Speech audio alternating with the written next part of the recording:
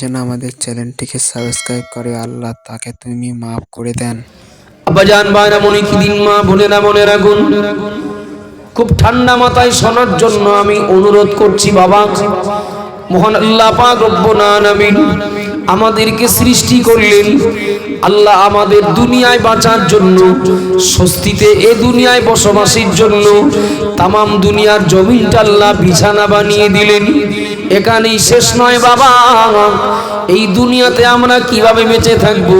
আল্লাহ ক্ষেতের ফসল দিলেন, আল্লাহ আমাদের জন্য হাওয়া বাতাস দিলেন, সূর্যের আলো দিলেন, কার্বন ডাই অক্সাইড অক্সিজেন পরিষেবা দিলেন, পুকুরের মাছ দিলেন। ও বাবা জিনা ভাইরা মনে রাখুন, এখানেই শেষ নয়, আল্লাহ কলের পানিও দিলেন। বাবা এখন চলছে আজ অগ্রহায়ণ মাসের 8 তারিখ। ও বাবা জিনা ভাইরা মনে রাখুন, একটু দয়া করে বলবেন নাকি ঋতু অনুযায়ী বলা যায় আগামী পৌষ মাসের 8 তারিখে ঠান্ডা একটু বাড়বে না কমবে? আশা করা যায় বাড়বে, আবার কখনো পৌষ মাস অথচ গা ঘামে, হতে পারে। ঋতু অনুযায়ী বলা যায় আগামী 1 মাস পরে পৌষ মাসের 8 তারিখ কি 10 তারিখে ঠান্ডা একটু বাড়বে। ও বাবাজিরা ভাইরা মনে রাখুন, পৌষ মাসের কনকনে ঠান্ডা ধরি নেন না কেন, এশার নামাজ পড়ব কি ফজরের নামাজ আদায় করব, আমি ওযু করার জন্য কলে গেলাম। কলে গিয়ে দেখি বাইরে যেমন ঠান্ডা কলের পানিও তেমন ঠান্ডা। ঠিক না ভুল?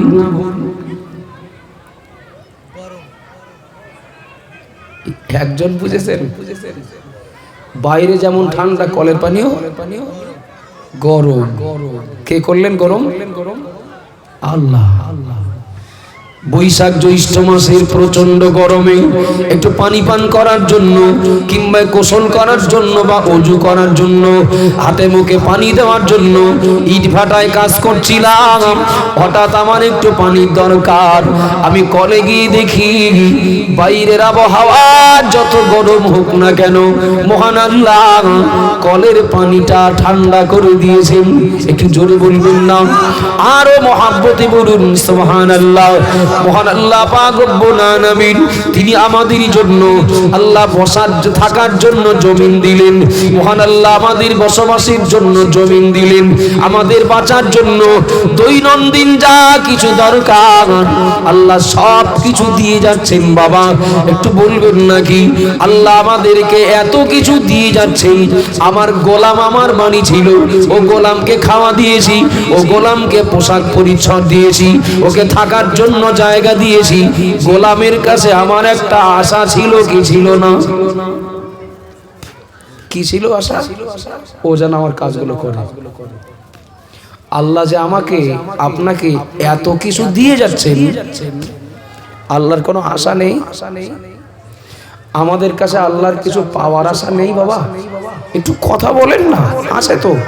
তো আমরা যদি আমাদের গোলামের কাছ থেকে আমাদের আশা অনুরূপ যদি কাজ না পায়, এর জন্য যদি তার ঘাড় ধাক্কা দেই, আমার আসল মালিক যিনি আমাকে এই দুনিয়াতে অসংখ্য নেয়ামতের পরিষেবা দিয়ে যাচ্ছেন, ও মালিক যেটা আমাদের কাছে আশা করছেন, যে আশায় আমাদের প্রয়োজন আল্লাহ মিটিয়ে যাচ্ছেন, ওই মালিক যখন দেখবেন তার আশা পূরণ হচ্ছে না, বরং আমার বান্দা আমার বান্দি আমার খেয়ে আমার পরে আমার জমিনে বাস করে আমার নয় শয়তানের গোলামি করে, আল্লাহ হয়তো দুনিয়া থেকে ঘাড় ধাক্কা দেবেন না, তবে আল্লাহর রহমত থেকে ঘাড় ধাক্কা দেবেন।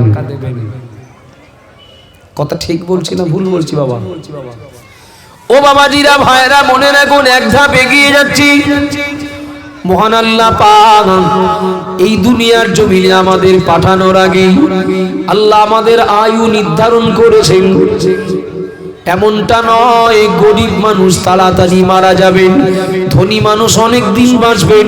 না না বাবা, মহান আল্লাহ পাক আমাদের আয়ু নির্ধারণ করে তারপরে আল্লাহ দুনিয়াতে পাঠালেন। ও বাবাজিরা, ভাইরা, মনে রাখুন, শুধু আয়ু নয়, কতটা খাবার খাবো, কতটা পানি পান করব, আল্লাহ ওটাও বাজেট করে দুনিয়ায় পাঠিয়েছেন। বাবা একটু দয়া করে খেয়াল করুন, মহান আল্লাহ পাক রব্বুল আলামিন নবী আদম আলাইহিস সালাম থেকে নিয়ে আমাদের নবী মুহাম্মদ রাসূলুল্লাহ সাল্লাল্লাহু আলাইহি ওয়াসাল্লাম পর্যন্ত মহান আল্লাহ পাক যত নবী যত রাসূলকে দুনিয়ায় পাঠিয়েছিলেন, সব নবী সব রাসূলকে আল্লাহ দুনিয়ায় পাঠিয়েছিলেন সমকালীন জামানার মানুষদের উপরে মাস্টারি করার জন্য। ওগো আমার নবী, ও আমার রাসূল, চলে যান, আমার ওই বান্দা বান্দিদিগণকে ওদের দায়িত্বটা কি বুঝিয়ে দেন, ওদের করণীয় কি বুঝিয়ে দেন, ওদের জন্য করণীয় কি বর্জনীয় কি বুঝিয়ে দেন। কোন নবী কোন রাসূল মহান আল্লাহ দুনিয়ার জমিনে প্রেরণ করে আল্লাহ কারোর উপরে আল্লাহর হুকুম জোর করে আল্লাহ কোন নবী রাসূলের দ্বারা চাপিয়ে দেননি। ঠিক বলছি না ভুল? নবী রাসূলেরা এসেছেন, বুঝিয়েছেন, বলেছেন আল্লাহ রব, আমি নবী, আল্লাহ আমাকে এই জন্য পাঠিয়েছেন, আপনাদের এই করতে হবে।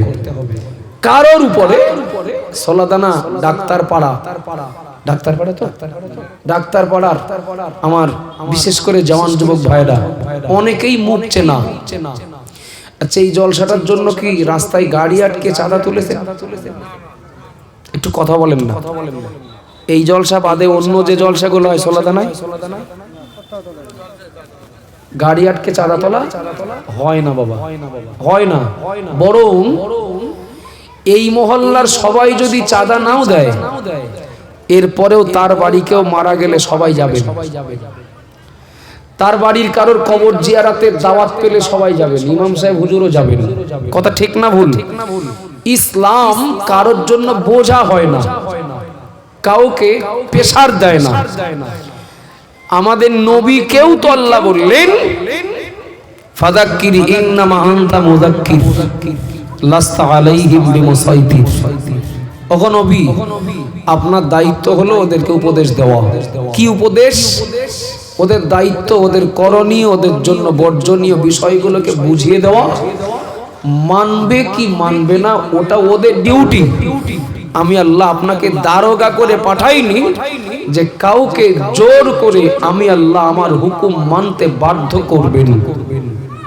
চলেন, মহান আল্লাহ পাক রব্বুল আলামিনের জমিনে বসবাস করে যে বান্দা যে বান্দিরা, তারা কেউ বলতে পারবেন না যে আল্লাহ আমাকে কেন সৃষ্টি করেছেন, এ দুনিয়াতে আমার করণীয় আর বর্জনীয় বিষয় কি আমি জানি না বলেই ভুল পথে চলি। আমার কথা বোঝা যাচ্ছে কি? কেউ বলতে পারবেন যে আমি জানি না বলে তাই ভুল পথে চলি? কোন পথে চলতে হয় আমি জানি না, কোন পথে চলা যায় না আমি জীবনে কোনোদিন শুনিনি। কেউ বলতে পারবেন না, না সোলাদানার না আমার গ্রামের। আল্লাহ নবী রাসূলদেরকে পাঠিয়েছেন, নবী রাসূলেরা বুঝিয়ে গেছেন। নবীর পরে সাহাবা, তাবেঈন, তাবা তাবেঈন, ইমাম মুস্তাহিদ, পিরানে তরিকাত, বুজুর্গানে দ্বীন যারা, তারা তাদের দায়িত্ব পালন করেছেন, সমাজের মানুষকে বুঝিয়ে গেছেন এটা করণীয়, এটা বর্জনীয়, এটা আদেশ, ওটা নিষেধ।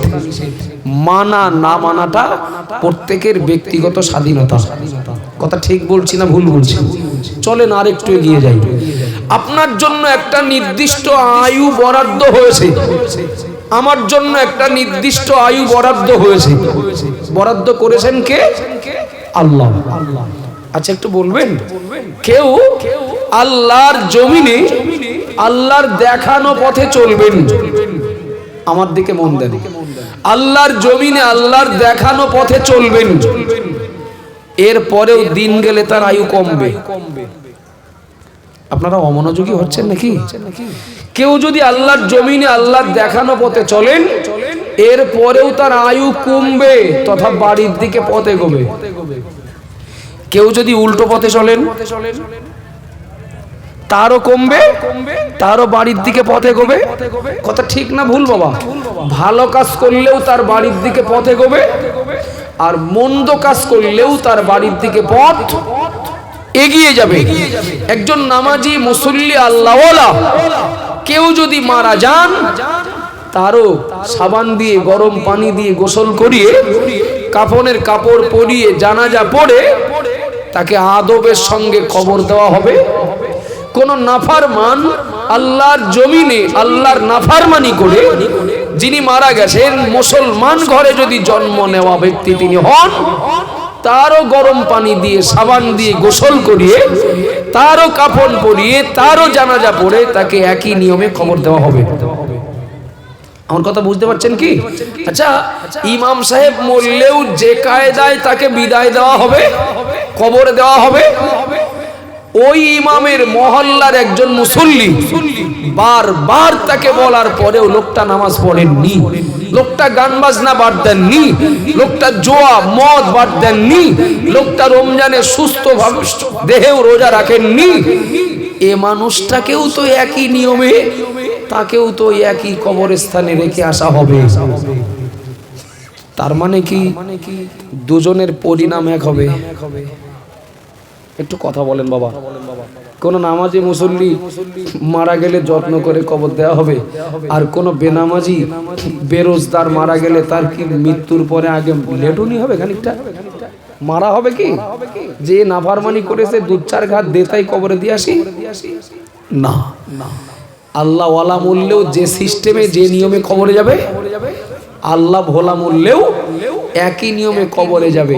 এবার পরের কথাটার মন দেন, কে কিভাবে চলবো স্বাধীনতা কিন্তু নিজের, কাউকে প্রেসার দেওয়া হবে না, এটা করলে না কেন, এটা করনি কেন, বরং তার কাছে বার্তা পৌঁছে দেওয়া হয়েছে যে আল্লাহ এই জন্য তোমাকে সৃষ্টি করেছেন, এগুলো আল্লাহর কাজ, এগুলো শয়তানের, এটা করা যাবে, এটা করা যাবে না। বার্তা পৌঁছানো হয়েছে, এরপরে কিভাবে চলবেন তার নিজস্ব ডিউটি। মৃত্যুর পরে সবাইকে একই নিয়মে কবরে রেখে আসা হবে। এবার আপনাদের কাছে বিচার দিচ্ছি আমি, যে দুই শ্রেণীর মানুষের সঙ্গে কবর কি ব্যবহার করবে বা আল্লাহ কি ব্যবহার করবেন, বিচার আপনারা করেন, কবরের বিচার পরে হবে। আব্বাজান ভাইরা মনে কি দিন, মা বোনেরা মনে রেখে দিন, বোঝানোর জন্য বলছি, শুনিলেন না কেন? বসিরহাট থানার বড় বাবু আমাকে আর মেম্বার সাহেবকে দুজনকে ডেকেছেন।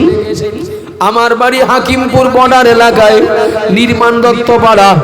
আমাকে বসিরহাট থানার ওসি ডাকলেন, আমার অফিসে এসে দেখা করো, কি আমার কামরা এসে দেখা করো।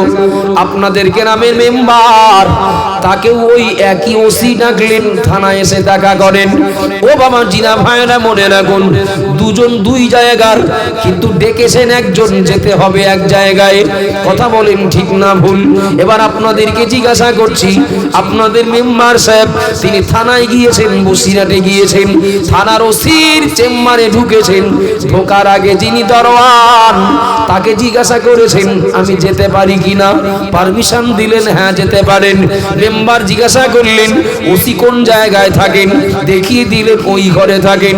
ও বাবা জিরা ভাইরা মনে রাখুন, আপনার মেম্বার তিনি ওসির ঘরে ঢুকলেন নির্দিষ্ট রাস্তা দিয়ে, তথা ঘরে ঢোকার দরজা দিয়ে।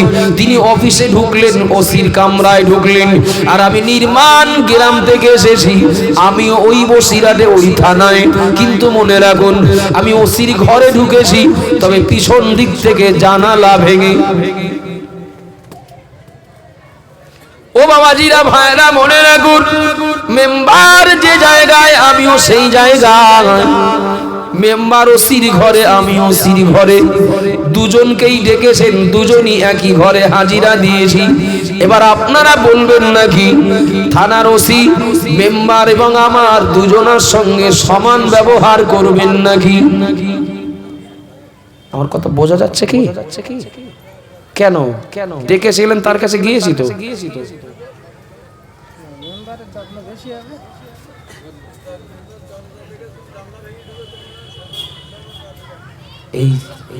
এই উত্তরটাই দরকার, এই উত্তরটাই দরকার। আরে মেম্বার বাদ দেন, এ গ্রামে সাধারণ একজন, কেউ হয়তো বলেন মেম্বার গেলে যত্ন বেশি হবে, মেম্বার বাদ দেন না, সাধারণ কেউ তিনি ঢুকেছেন দরজা দিয়ে, আর আমি বড় হুজুর, আমি ঢুকেছি জানালা ভেঙে, পিছন দিক থেকে। আমি ঢুকলি পর জামার কলার ধরবে না? ধরবে না কেন? হুজুরটাও ধরবে। কেন ধরবে? তোমার ঘরে ঢোকার রাস্তা এইটা, তুমি দরজা দিয়ে আসলে না কেন? কেন ডেকেছে অফিসার পরে? উল্টো পথে ঢোকলাম কেন? তার জন্য আগে বলো একটু নাস্তা পানি দেবে। ঠিক বলছি না ভুল বলছি? কথা বলেন না। ও বাবাজিরা, ভাইরা, মনে রাখুন, কবরবাসীদের স্মরণে আজকের এই সভা। আমি সামঞ্জস্যতা রেখে আমাদের উপকার হয় এমন কিছু কথা বলার চেষ্টা করছি, একটু দয়া করে খেয়াল করুন। মহান আল্লাহ পাক আমাকে 60 বছর হায়াত দিলেন। আমি যদি আল্লাহর দেওয়া কাজ না করে, যদি শয়তানের কাজ করে আমি আল্লাহর ডাকে সাড়া দিই, ও বাবা জিরা ভাইরা মনে রাখুন, যিনি আল্লাহর ডাকে সাড়া দেবেন শয়তানের রাস্তায় চলে, তিনি যেখানে যাবেন, যে কবরে যাবেন, যিনি আল্লাহর দেখানো পথে চলে যাবেন, তাকেও মৃত্যুর পরে একই কবরে রেখে আসা হবে। ও বাবা জিনা ভাইরা, ও মা বোনেরা মনে রাখুন, তবে যিনি আল্লাহর দেখানো রাস্তায় চলে, যিনি আল্লাহর কাছে ওই গন্তব্যে পৌঁছাবেন, তাকে আদর করা হবে, তাকে যত্ন করা হবে, তার মেহমানদারির ব্যবস্থা হবে। আর যিনি উল্টো পথে চড়ে কবর নামিয়ে ওই ঘরে প্রবেশ করবেন, উল্টো পথে যাওয়া মানে কেউ দুনিয়াতে গান বাজনা শোনে, যাত্রা থিয়েটারে যে মদ খেয়ে, জোয়া খেলে, লটারি কেটে, মিথ্যা কথা বলে, কারো হক নষ্ট করে, কাউকে ফাঁকি দিয়ে যে মানুষটা তার জীবনটা কাটাবেন, এই অবস্থায় যদি কবরে যান, তাহলে তিনি উল্টো পথে চলে গেলেন না সোজা পথে গেলেন। যিনি নামাজ পড়লেন, যিনি রোজা রাখলেন, যিনি কোরআন পড়লেন, যিনি তসবিহ পড়লেন, তিনি তো সোজা রাস্তা দিয়েই তো গন্তব্যে পৌঁছালেন। আর যিনি গান বাজনা শুনে কবরে গেলেন, যিনি যাত্রা থিয়েটারে যেয়ে কবরে গেলেন, যিনি মদ খেয়ে, জোয়া খেলে কবরে গেলেন, যিনি মিথ্যা কথা বলে কবরে গেলেন, তিনি একই গন্তব্যে গেলেন, তবে কিন্তু উল্টো রাস্তা দিয়ে। আমার কথা বোঝা যাচ্ছে কি? মৃত্যুর পরে যত্ন বলো একরকম হবে, কিন্তু ঘরে ঢোকার পরে উল্টো রাস্তা দিয়ে ঢুকবে, যে শাইস্তার ঘরে ফেলে করা হবে। কথা ঠিক না ভুল? রাস্তা দিয়ে যাওয়ার সময় কেউ বলবে না, কেউ কিছু বলবে না, ঘরে ঢুকলি ব্যবস্থা হবে। বাড়ি থেকে বার হওয়ার সময় নিয়াত করেই বেরিয়েছিলাম যে আমরা জলসায় যাব, বসবো, কিছু ওয়াজ নসিহত শুনবো। এই নিয়াতেই বাড়ির থেকে এসেছেন, না ঘুরতে ঘুরতে এখানে কিছু একটা হচ্ছে দেখে বসেছেন? আমার কথা বুঝতে পারেননি মনে হয়। আপনারা এখানে যারা বসেছেন, বাড়ি থেকে বার হওয়ার সময় কিন্তু একটা উদ্দেশ্য নিয়েই বেরিয়েছিলেন যে সভা শুনতে যাচ্ছি। যারা দোকানদার হিসাবে এসেছেন, তারা ওই নিয়াত করে এসেছেন সভা উপলক্ষে অনেক লোক জমায়েত হবে, কিছু বেচাকেনা হবে। যারা খরিদ্দার হবেন, তারা ওই নিয়াত করেই আসবেন যে হুজুর মৌলানা যাই বলুক মজলিসে বসবো না, আমরা কিছু কেনাকাটা করব, রাস্তায় ঘুরব, ঠিক সময় মতো মজলিসে হাজির হব। কোন সময়টা ওটা আমি আর বলবো না।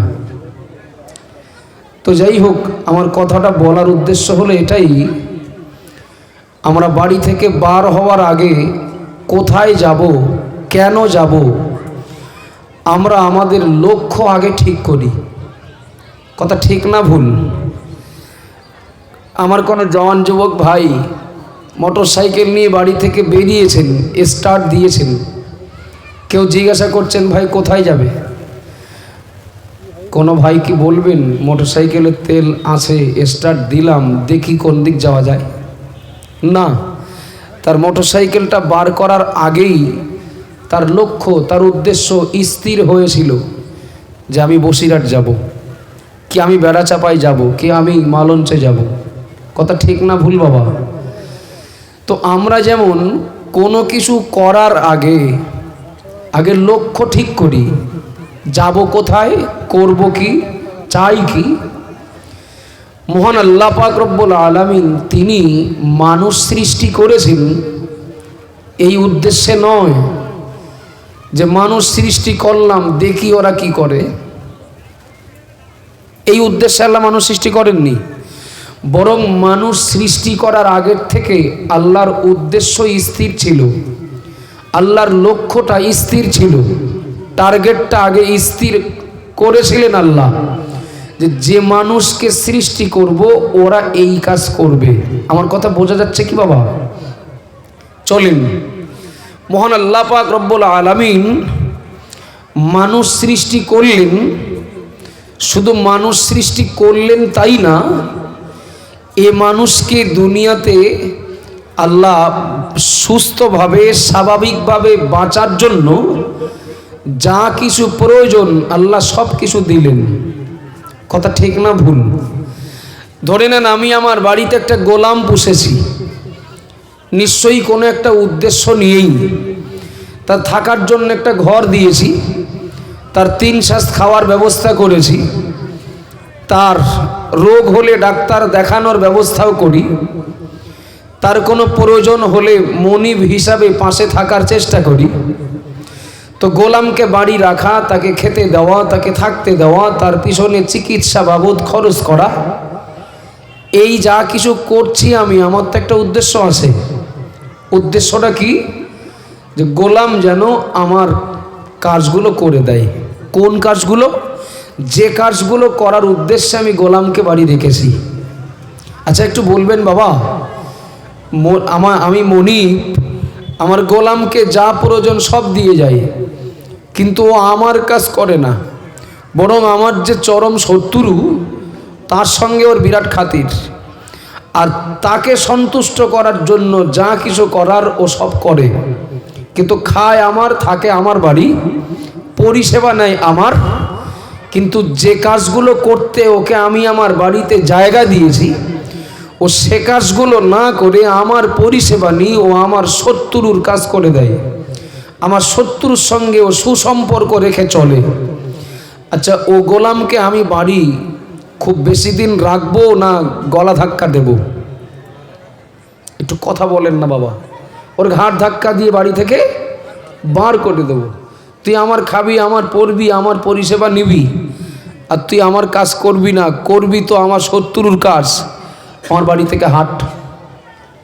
এমন কোনো দয়াশীল মনিব নেই যে এই গোলামের এই বাদরামি, এই গোলামের এই স্বেচ্ছাচারিতা কোনো মনিব সহ্য করবেন। মনিব যখন দেখবেন যে তার উদ্দেশ্য সফল হচ্ছে না, তখন তাকে বাদ দেবেন, প্রয়োজনে বিকল্প কাউকে দেখবেন। কথা ঠিক না ভুল বাবা?